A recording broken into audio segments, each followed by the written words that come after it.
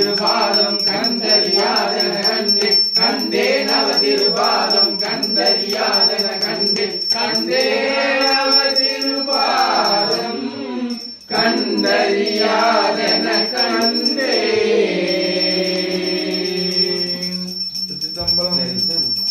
தரிசனம் கண்டவர்க்கு மறுஜனனம் இல்லை வரிசையுடனும் பலவன் வாழ்கின்ற பிள்ளை.